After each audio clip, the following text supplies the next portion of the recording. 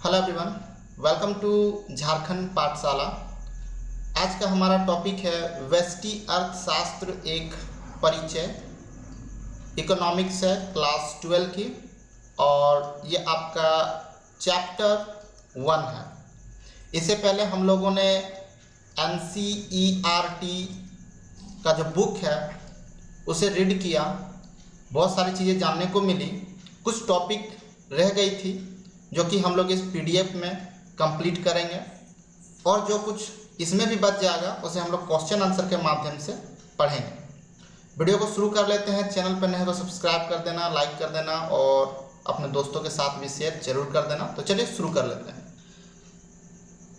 सबसे पहले हम लोग यहाँ पे देखते हैं व्यष्टि अर्थशास्त्र का मतलब क्या होता है। अर्थशास्त्र की वह शाखा है जो व्यक्तिगत स्तर पर आर्थिक समस्याओं का अध्ययन कराता है। आर्थिक समस्या क्या है हम लोग पहले भी बात कर चुके हैं। यह एक चुनाव की समस्या होती है। एक व्यक्ति को कई सारे आवश्यकताओं के चीज़ों में चुनाव करने की आवश्यकता पड़ती है क्योंकि सभी इच्छाएं वो पूरी नहीं कर सकते हैं।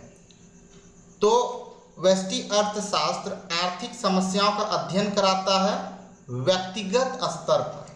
फॉर एग्जाम्पल, हम लोग किसी अगर एक व्यक्ति के डिमांड यानी मांग के बारे में बात करते हैं, एक फर्म के उत्पादन आदि के बारे में बात करते हैं, तो ये व्यष्टिक अर्थशास्त्र के अंतर्गत आता है।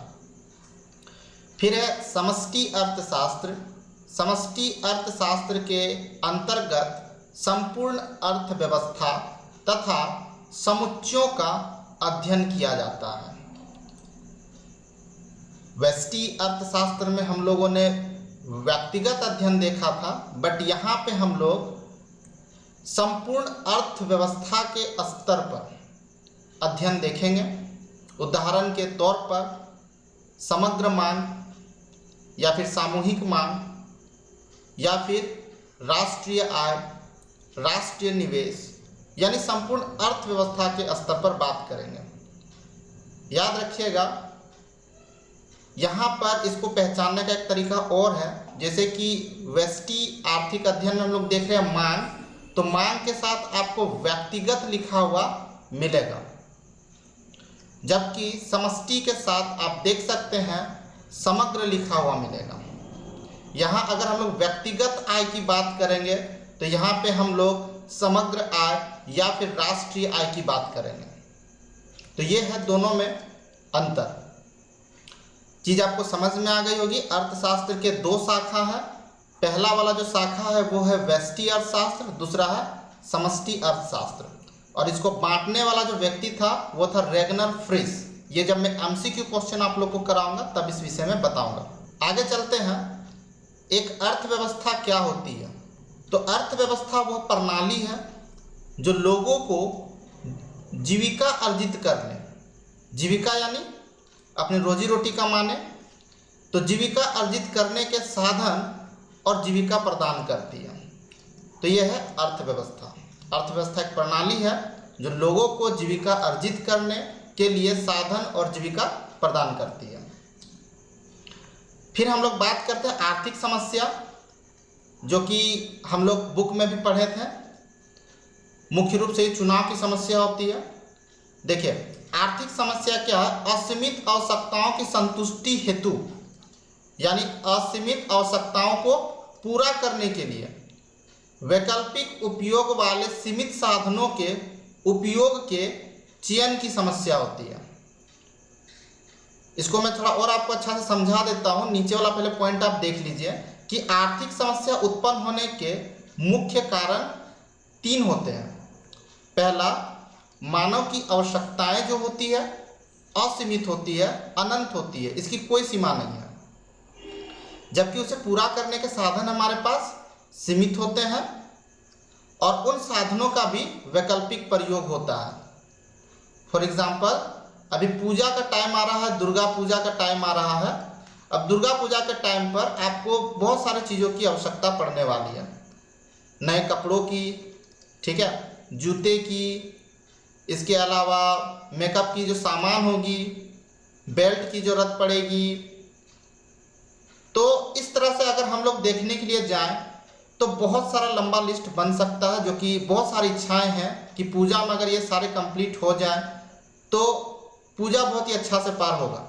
लेकिन हमारे पास जो रकम मिलेगी घर में वो कुछ 5,000 या हो सकता है किसी को 10,000, कुछ इस तरह से मिलेगी, और इससे जो है हम सभी को पूरा नहीं कर सकते हैं। समझ में आ गई बात? हमारी इच्छाएं तो अनंत हैं, अगर ये सब भी पूरा हो जाती है फिर भी हमारे मन में कोई ना कोई इच्छा शेष रह जाएगी, लेकिन उसको पूरा करने के लिए जो मनी है, साधन जो है हमारे पास वो सीमित है। और इसीलिए साधनों का वैकल्पिक प्रयोग भी है। ये साधनों का वैकल्पिक प्रयोग क्या होता है? इस पैसा को आप चाहें तो बैंक में जमा कर सकते हैं, आप इसको अलग अलग वस्तुओं में खर्च कर सकते हैं, मोबाइल वगैरह ले सकते हैं, दोस्त को उधार दे सकते हैं, बहुत सारे वैकल्पिक प्रयोग हैं। तब ऐसे कंडीशन में आप क्या करते हैं? चयन करते हैं कि कौन सा सबसे ज्यादा आवश्यक है। जी समझ में आ गया? तो मुख्य रूप से आर्थिक समस्या जो है वो चयन की समस्या होती है, चुनाव की समस्या उत्पन्न होने के कारण इंसानों की इच्छा सीमित है, साधन सीमित है, और उन साधनों का वैकल्पिक प्रयोग होता है। होप कि आपको ये चीज समझ में आ गई होगी। अब जिस तरह से एक व्यक्ति को चुनाव करने की आवश्यकता पड़ती है, ठीक उसी प्रकार अगर हम लोग एक अर्थव्यवस्था का बात करें, फॉर एग्जाम्पल अगर हम लोग इंडिया का बात करते हैं तो इंडिया में भी जो जनसंख्या है वो जनसंख्या की अलग अलग डिमांड है। पियक्कड़ को दारू चाहिए, फैशन करने वालों को मेकअप का सामान या फिर फैशनेबल ड्रेस चाहिए, कुछ बुद्धिजीवों को अगर चाहिए तो उन्हें देश के डेवलपमेंट के लिए विद्यालय, कॉलेज, हॉस्पिटल, सड़क चाहिए। उसी तरह जो व्यापारी वर्ग है उन्हें 24 घंटा बिजली चाहिए। बहुत सारी डिमांड्स हैं एक अर्थव्यवस्था में, तो उनको पूरा तो सबको एक साथ पूरा नहीं किया जा सकता है, ठीक है। तो इसीलिए क्या है, सबसे पहले यहाँ पर हम लोग देखते हैं कि एक अर्थव्यवस्था की केंद्रीय समस्याएं 3 होती है, 3 केंद्रीय समस्याएं। पहले कि एक अर्थव्यवस्था को पता है कि सब पूरा हम नहीं कर सकते हैं, इसीलिए वो चयन करती है कि क्या उत्पादन किया जाए। इतने सारे डिमांड्स हैं एक अर्थव्यवस्था में, तो क्या उत्पादन किया जाए। सभी को उत्पादन नहीं कर सकते, इसलिए क्या उत्पादन किया जाए और उसकी मात्रा कितनी हो। कल हम लोगों ने किताब में भी पढ़ा था ये सब चीज़ें। अगर आपने उस वीडियो को नहीं देखा है तो जरूर देख लीजिएगा, इसके पहले वाला वीडियो को। जब ये डिसाइड हो जाए कि क्या उत्पादन करना है और कितनी मात्रा में करना है, तो फिर दूसरा जो समस्या आता है एक अर्थव्यवस्था को डिसाइड करना पड़ता है कि कैसे उत्पादन करें, यानी तकनीकी चयन। इसके बारे में भी मैंने आप लोग को बताया था कि 2 प्रकार के तकनीक अवेलेबल है, एक है पूंजी प्रधान तकनीक, एक है श्रम प्रधान तकनीक। अगर देश को लगता है कि नहीं हमें रोजगार में ध्यान देना चाहिए, समाज कल्याण में ध्यान देना चाहिए, तो श्रम प्रधान तकनीक को अपनाता है, यानी काम में ज़्यादा से ज़्यादा मजदूरों के द्वारा काम लिया जाता है। इंसानी कौशल या फिर उनके शारीरिक श्रम का प्रयोग किया जाता है। लेकिन अगर गवर्नमेंट चाहे कि हमें काम जल्दी चाहिए और अच्छा चाहिए, तो श्रमिकों के जगह पे मशीन का प्रयोग कर लेता है। मशीन का प्रयोग करना खर्चा इसमें ज़्यादा होता है, इसी कारण से पूंजी प्रधान तकनीक कहते हैं। तो इसमें ये खर्चीला होता है, लेकिन हाँ काम जल्दी होता है और इंसानों की तुलना में परफेक्ट होता है, अच्छा होता है। तो यहाँ पे तकनीकी चयन फिर ध्यान दिया जाता है। ये डिपेंड करता है कि क्या चीज़ का उत्पादन किया जा रहा है। अगर सरकार ये ध्यान रखने के लिए जल्दी करना और अच्छा करना, तो वो थोड़ा सा पैसा खर्च करेगा और वो पूंजी प्रधान तकनीक को अपनाएगा। लेकिन उसे लगता है कि नहीं मुझे तो रोजगार पर ध्यान देना है, काम लेट से हो कोई दिक्कत नहीं है, तो वैसे कंडीशन में श्रम प्रधान तकनीक को अपनाएगा। उसके बाद जिस चीज़ों का उत्पादन किया जा रहा है, तीसरा क्या है, जिन चीज़ों का उत्पादन किया जा रहा है, ठीक है, ये डिसाइड किया जाता है कि उत्पादन किसके लिए किया जाए, यानी ये वितरण की समस्या है, ठीक है। वितरण की समस्या यानी बांटने की समस्या। जो उत्पादन की गई वस्तुएं हैं उसको किस तरह से वितरित किया जाए कि उस अर्थव्यवस्था में रह रहे सभी लोगों को एक न्यूनतम मात्रा उस उत्पादन का मिले। तो ये 3 जो समस्या है एक अर्थव्यवस्था के समक्ष, इसे एक अर्थव्यवस्था की केंद्रीय समस्या कहते हैं, क्योंकि बाकी जितनी भी समस्याएं सब इसी के इर्द गिर्द घूमती है, ठीक है। इसको याद कर लीजिएगा, एग्जाम के लिए मोस्ट इंपॉर्टेंट है। क्या उत्पादन किया जाए, कैसे उत्पादन किया जाए और किसके लिए उत्पादन किया जाए। अवसर के बारे में आप लोग को पता ही होगा, तो यहाँ पे हम लोग बात करेंगे अवसर लागत के बारे में। कहता है कि एक अवसर का चयन करने पर दूसरे श्रेष्ठ अवसर का किया गया त्याग अवसर लागत कहलाता है। इसे सर्वश्रेष्ठ विकल्प की लागत भी कहा जाता है। हमें यह ध्यान रखना पड़ेगा कि कुछ पाने के लिए कुछ खोना पड़ता है, कुछ पाने के लिए कुछ खोना पड़ता है। तो अवसर लागत हमें क्या बताता है कि अगर मान लीजिए किसी भी साधन से, ठीक है, मान लीजिए कि मेरे पास 1.5 लाख रुपए हैं, ठीक है, मेरे पास 1.5 लाख रुपए है और मेरे पास 2 अवसर है। पहला जो अवसर है वो है एक आईफोन, और उसके बाद हम लोग एक बाइक के बारे में बात कर सकते हैं। बाइक की जो प्राइस है वो 1.5 लाख के आसपास की है और आईफोन की जो प्राइस है वो 1,20,000 समथिंग के पास में है। तो यहाँ पे हम लोग क्या देखते हैं कि अगर आप आईफोन लेना चाहें तो फिर आप बाइक को नहीं ले पाएंगे, बाइक लेंगे तो आप आईफोन को नहीं ले सकते हैं। यानी एक को प्राप्त करने के लिए दूसरा आपको त्याग करना पड़ेगा। चीज समझ में आ गई? अब मैं इसका एक सटीक उदाहरण देता हूं। जब भी एक अर्थव्यवस्था में उत्पादन होती है तो किसी इंसान के पास मान लीजिए 500 रुपए का साधन है और उस साधन को वो 2 चीज़ों में खर्च कर सकता है। हो सकता है वो चावल की खेती करे, हो सकता है वो गेहूं की खेती करे। चावल की खेती करने पर उसे 1,000 का लाभ होगा, जबकि गेहूं की खेती करने पर उसे 1,500 का लाभ होगा। तो वैसे कंडीशन में उसे चुनाव करना पड़ता है। दोनों का उत्पादन वो नहीं कर सकता है एक साथ, चावल और गेहूं का। तो उसे क्या करना पड़ेगा? चुनाव करना पड़ेगा। तो वो क्या करेगा?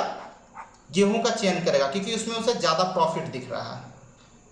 तो वैसे कंडीशन में 1,000 रुपये जो है वो गेहूं के लिए अवसर लागत कहलाएगा। यानी त्यागा गया विकल्प ही अवसर लागत होता है।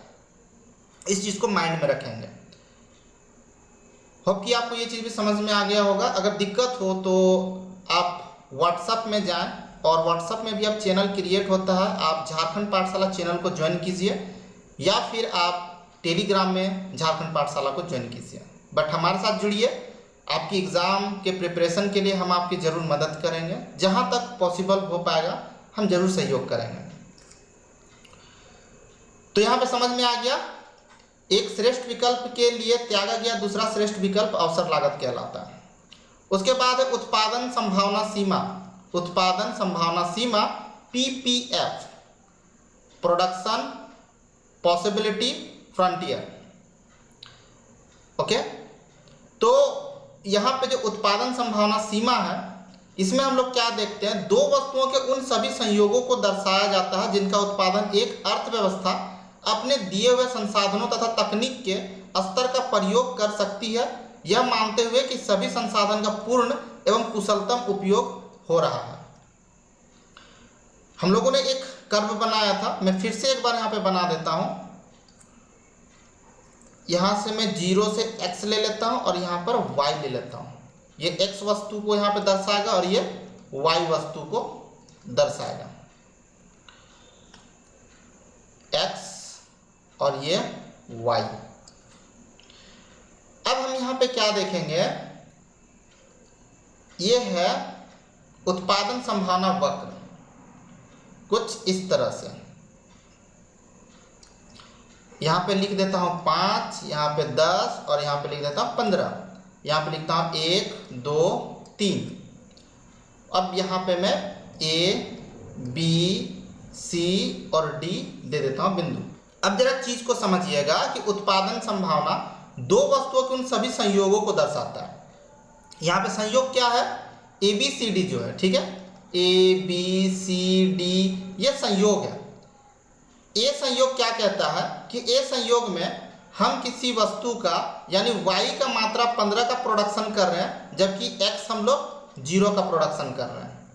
जबकि B जो ऑप्शन हम लोग यहाँ पर देख रहे हैं, B में हम क्या देख रहे हैं? तो B में y का प्रोडक्शन 10 है, जबकि x का प्रोडक्शन 1 है। C मेरा जो संभावना है उसमें हम देख रहे हैं 5 और 2 का संभावना चल रहा है, और जब D में हम जा रहे हैं तो D में देख रहे हैं 0 और 3 का संभावना चल रहा है। इससे ज़्यादा भी विकल्प हो सकते हैं। इससे ज़्यादा भी संयोग हो सकते हैं दो वस्तुओं के उत्पादन को। तो जो ये मेरा PPF जो है वो हमें क्या दिखाता है कि जैसे जैसे जब हम लोग दी हुई संसाधन से दो वस्तु का उत्पादन कर रहे हैं, तो जैसे जैसे हम एक वस्तु के उत्पादन में वृद्धि करते हैं, दूसरे वस्तु के उत्पादन में कमी आते जाती है। जिसको समझे? इसके पीछे कारण क्या है? तो संसाधनों का जब कुशलतम प्रयोग हो रहा है, तो अगर हम एक वस्तु के उत्पादन को बढ़ाएंगे तो हमें इसके लिए कुछ संसाधन की जरूरत पड़ेगी, और हमारे पास तो एक्स्ट्रा संसाधन है नहीं, क्योंकि सभी संसाधन को हम लोग उत्पादन में लगा के रखे हैं। तो हम क्या करेंगे, वाई वस्तु में जो संसाधन लगाए हैं उसी को कुछ संसाधन वहां से हटा करके एक्स में लगा देंगे, तो इसे एक्स वस्तु की उत्पादन अधिक से अधिक होगी, यानी ज्यादा होगी, लेकिन वाई वस्तु के उत्पादन में कमी आ जाएगी। होप कि आप चीज को समझ गए होंगे। तो उत्पादन संभावना सीमा ये हमें ये दिखाता है कि दो वस्तुओं के उन सभी संयोगों को यह दर्शाता है जिनका उत्पादन एक अर्थव्यवस्था अपने दिए हुए संसाधन तथा तकनीकी स्तर का प्रयोग कर सकती है, यह मानते हुए कि सभी संसाधनों का पूर्ण एवं कुशलतम उपयोग किया जा रहा हो। इसका जब मैं क्वेश्चन आंसर करवाऊंगा तो इससे भी ज्यादा सिंपल परिभाषा होगी, आप आसानी से उसे याद कर पाएंगे। संसाधनों के मित व्ययी प्रयोग से आप क्या समझते हैं? तो देखिए, मित व्ययी प्रयोग का अर्थ क्या होता है? संसाधनों के सर्वश्रेष्ठ व कुशलतम प्रयोग। अगर हम संसाधनों का सर्वश्रेष्ठ और कुशलतम प्रयोग करते हैं तो वही कहलाता है मित व्ययी प्रयोग। उत्पादन संभावना वक्र की दो विशेषता को आप ध्यान में रखेंगे। पहला विशेषता क्या होती है?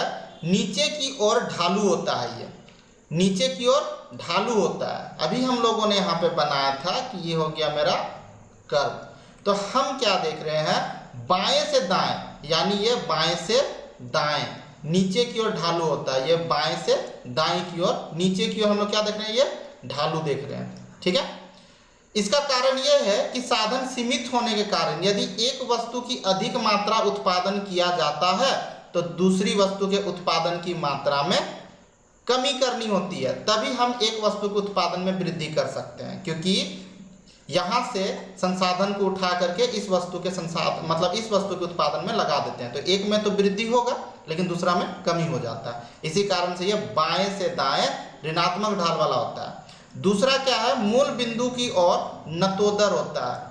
मूल बिंदु की ओर नतोदर होता है। नतोदर का मतलब पेट धंसा हुआ, ये आपका मूल बिंदु है। अगर इधर से आप देखेंगे कर्व को तो ये धंसा हुआ दिखेगा आपको, तो ये मूल बिंदु की ओर नतोदर होता है। इसका कारण यह है कि सीमांत अवसर लागत, मार्जिनल अपॉर्चुनिटी कॉस्ट, अर्थात एक वस्तु का उत्पादन बढ़ाने के लिए दूसरी वस्तु की इकाइयों को त्याग बढ़ती दर पर करना पड़ता है।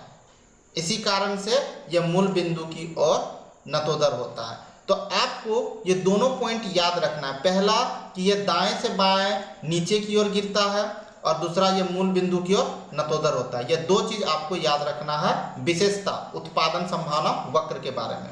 नेक्स्ट आता है कि उत्पादन संभावना वक्र दाएं की ओर खिसकाव संसाधनों में वृद्धि तथा तकनीकी प्रगति को दर्शाता है। उत्पादन संभावना वक्र हमें पता है कि फॉर एग्जांपल अगर मैं यहाँ पे एक उत्पादन संभावना वक्र अगर यहाँ पे बनाता हूँ, ये रहा मेरा उत्पादन संभावना वक्र।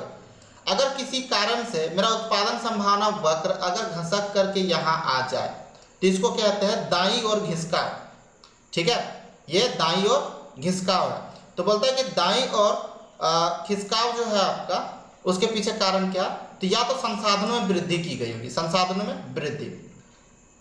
अगर हम x वस्तु के उत्पादन में वृद्धि कर रहे हैं, ठीक है, x वस्तु के उत्पादन में वृद्धि कर रहे हैं, तो हम y वस्तु के संसाधन को यहाँ पे हस्तांतरण नहीं किए, बल्कि क्या किया, हम अलग से यहाँ पर उत्पादन में क्या कर दिए, इसमें भी संसाधन में वृद्धि कर दिए, इसमें भी संसाधन में वृद्धि कर दिए। तो इस तरह से उत्पादन संभावना वक्र जो क्या होता है, दाईं ओर खिसक जाती है। ये ऐसा भी हो सकता है, एक सिंपल सा मैं आपको बता, ये उत्पादन संभावना वक्र है, ध्यान दीजिएगा। ऐसा भी कंडीशन हो सकता है उत्पादन संभावना वक्र। ऐसा कब होगा? जब हम x वस्तु में क्या करेंगे, इसमें संसाधन या तकनीकी में वृद्धि करेंगे। एक कारण ये भी हो सकता है।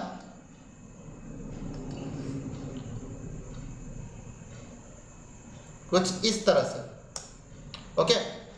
ये हमें कब दिखेगा? जब हम लोग वाई वस्तु के उत्पादन में हम लोग क्या करेंगे? तकनीकी में वृद्धि करेंगे। बट यहाँ पे हम क्या देख रहे हैं? दोनों में यहाँ खिसकाव है, नीचे भी यानी एक्स वस्तु में भी खिसकाव और वाई में भी खिसकाव देख रहे हैं, पूरी तरह से घसक गया ऊपर की ओर। ठीक है, ऐसा कंडीशन हम लोग कब देखेंगे? जब दोनों में हम लोग संसाधन और तकनीकी में मतलब वृद्धि करेंगे। दूसरा क्या है? उत्पादन संभावना वक्र बाई और खिसकाव। इसका बाई और खिसकाव उसका जस्ट अपोजिट हो जाएगा, या तो साधन में हम कमी करेंगे या फिर अवनति तकनीक का प्रयोग करें। अवनति तकनीक मतलब खराब तकनीक का हम लोग प्रयोग करें। देखो, उत्पादन में जरूरी नहीं है कि अगर हमको उत्पादन बढ़ाना हो तो ये जरूरी नहीं कि हमें साधन को बढ़ाने की जरूरत है। कभी कभी हम लोग क्या करते हैं, अगर टेक्निक अगर अपनाते हैं, तरीका अगर अच्छा अपनाते हैं, तो भी उत्पादन को बढ़ाया जा सकता है। ठीक है, तो उत्पादन में वृद्धि करने के दो तरीके हैं, या तो आप साधन में वृद्धि करो या तो उत्पादन के तरीका में सुधार करो आप, तो वो बढ़ सकती है। तो अगर खराब तरीका अगर हम लोग अपना रहे उत्पादन का, तो भी क्या हो सकता है ना, उत्पादन में कमी आएगी। या फिर हो सकता है आपका संसाधन जो है उसको घटा देंगे तो भी उत्पादन में कमी आएगी। तो वैसे कंडीशन में क्या होगा, जो उत्पादन संभावना वक्र है, फॉर एग्जांपल पहले ये वक्र था तो वो उधर से इधर घसक जाएगी, या फिर क्या होगा आपका देख सकते हैं ये ऐसे इधर घसक जाएगी, या फिर क्या होगा कुछ इस तरह से वो घसकेगी, यानी इधर से इधर शिफ्ट हो जाएगी वो। तो ऐसे तरीका हम लोग यहाँ पर देख सकते हैं। मैं अलग अलग ग्राफ को बना करके भी आप लोग को समझाऊंगा ताकि और बेहतर तरीका से आप समझ पाएंगे, लेकिन आपको प्रतीक्षा करना पड़ेगा थोड़ा, ताकि मैं सेपरेट वीडियो बना सकूं हर एक क्वेश्चन के लिए, और हर एक क्वेश्चन पे हम लोग डील करेंगे ताकि एग्जाम में कोई भी क्वेश्चन छूटे ना। उत्पादन संभावना वक्र उन सभी कारणों से दाईं ओर खिसकेगा जिससे अर्थव्यवस्था की उत्पादन क्षमता व संसाधनों की मात्रा तथा कुशलता में सुधार होती है। यानी दाईं ओर खिसकने का मतलब है कि दोनों में वृद्धि होना, एक्स वस्तु के उत्पादन में और वाई वस्तु के उत्पादन में वृद्धि होगा। और ऐसा तभी हो सकता है जब हम लोग अर्थव्यवस्था में उत्पादन क्षमता और संसाधनों की मात्रा में कुशलता में सुधार करेंगे।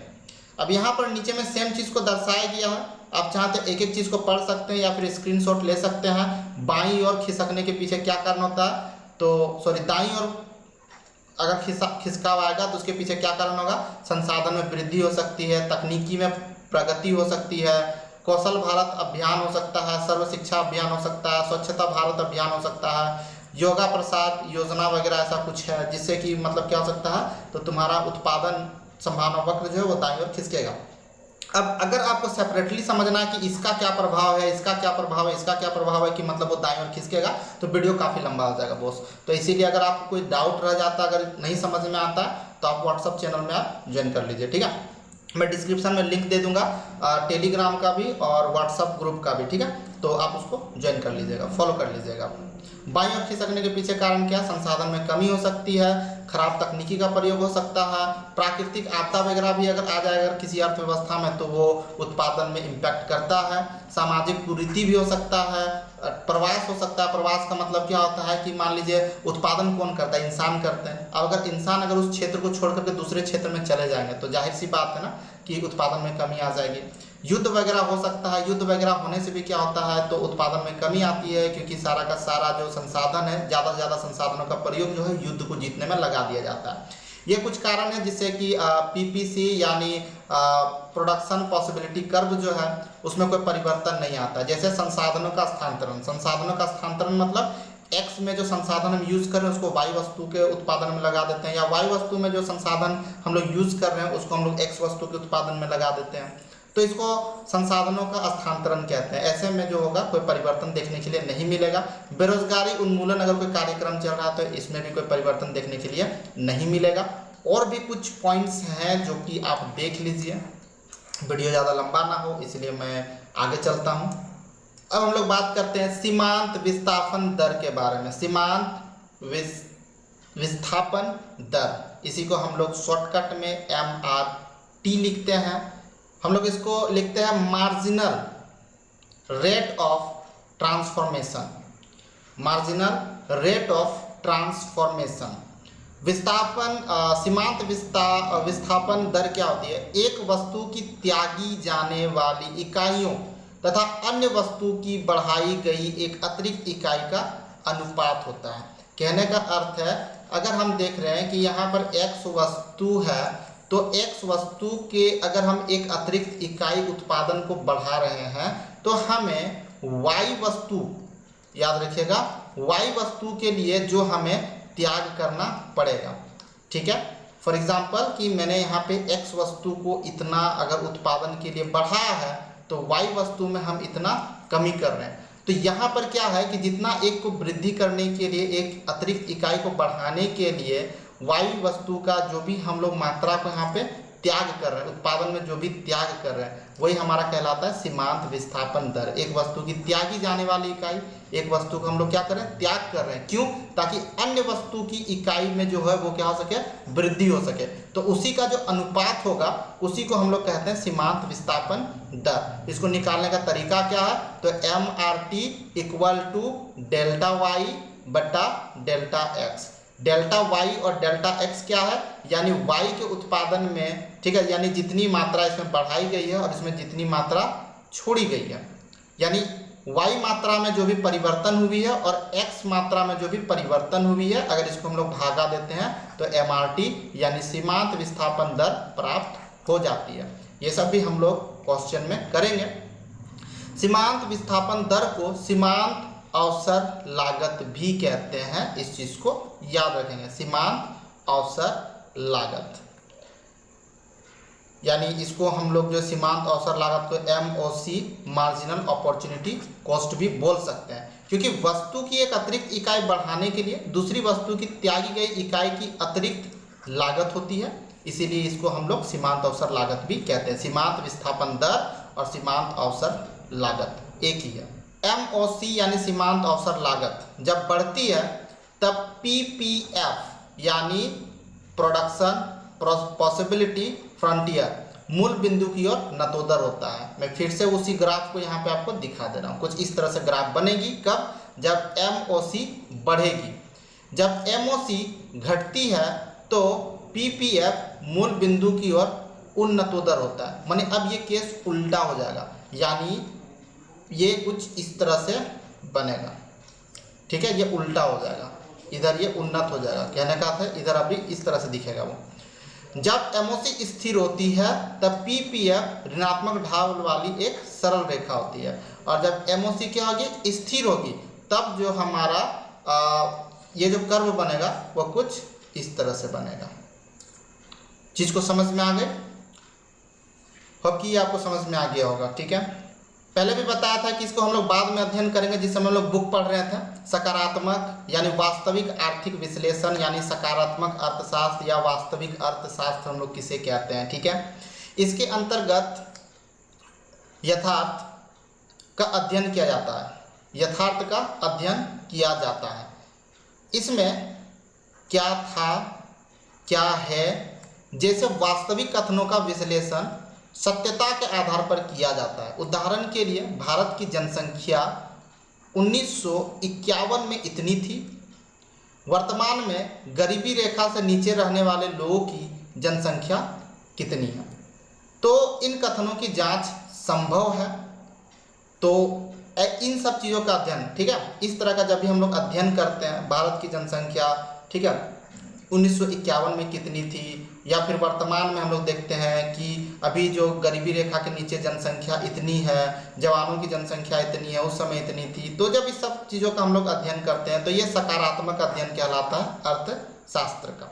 ठीक है, इनका जांच क्या हो सकता है, संभव हो सकता है, क्योंकि ये तथ्यों पर आधारित होती है। आदर्शात्मक आर्थिक विश्लेषण, इसमें क्या होना चाहिए से संबंधित विश्लेषण किया जाता है। इसमें आदर्शात्मक परिस्थितियों का अध्ययन किया जाता है। इसकी प्रकृति सुझाव देने की है, यानी एक सुझाव देने के लिए इसका प्रयोग किया जाता है। उदाहरण के लिए भारत की आय व धन की समस्याओं को कम करने के लिए सरकार को अमीर लोगों पर अधिक कर लगाने चाहिए, गरीबों को आर्थिक सहायता देनी चाहिए। इन कथनों की जांच संभव नहीं होती है, यह सिर्फ अनुमान पे होता है।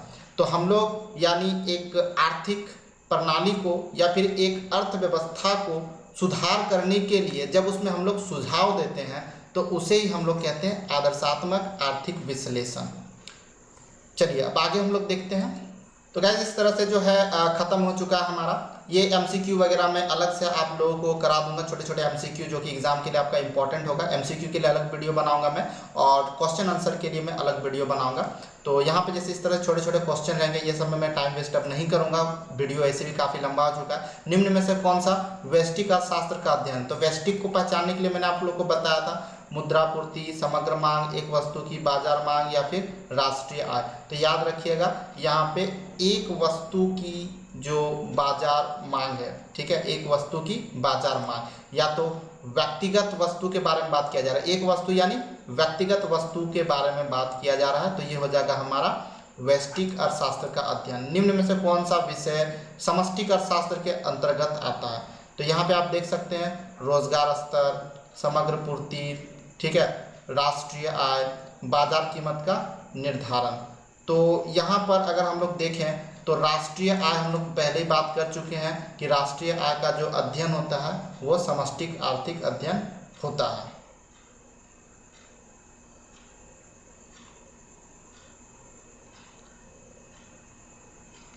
इसके अलावा रोजगार का स्तर भी जो है यह हम लोग किसी एक व्यक्ति के बारे में बात ना करके भारत की पूरी जनसंख्या के बारे में बात करते हैं, तो ये भी समष्टिक में ही जाएगा। समग्र पूर्ति भी समष्टिक में ही जाएगा, समग्र वगैरह भी मैंने आपको बताया था कि समष्टि में ही जाता है। तो क्वेश्चन शायद मैंने गलत पढ़ लिया यहाँ पे, निम्न में से कौन सा विषय समष्टिक अर्थशास्त्र में अध्ययन नहीं किया जाता, ओके यहाँ पर नहीं है, तो नहीं के आधार पर बाजार कीमत का जो निर्धारण है ये हम लोग व्यष्टिक में पढ़ते हैं, तो ये वाला इसका सही जवाब होगा, क्योंकि ये भी समष्टि है, ये भी समष्टि, ये भी समष्टि है। तो क्वेश्चन ही गलत पढ़ लिया था मैंने। तो मेरे चैनल को आप जरूर सब्सक्राइब कर लीजिएगा, झारखंडपाठशाला.com पे आप जाइएगा तो यहाँ पे आपको लिखे हुए क्वेश्चन आंसर भी मिल जाएंगे, क्विज भी आपको मिल जाएंगे यहाँ पर। साथ ही साथ आप हमारे चैनल के जो डिफरेंट पेजेस बने हुए हैं, सोशल पेजेस, चाहे वो व्हाट्सअप का चैनल हो, चाहे टेलीग्राम का चैनल हो या फिर फेसबुक का हो, तो आप ज्वाइन करें ताकि आप हमसे जुड़े रह सकते हैं और टाइम टू टाइम आपको अपडेट वगैरह मिलता रहे। और कोई भी हेल्प चाहिए तो आप प्रश्न भी पूछ सकते हैं। फिर से मिलते हैं इसी तरह की और भी वीडियो के साथ, तब तक के लिए जय हिंद, जय भारत।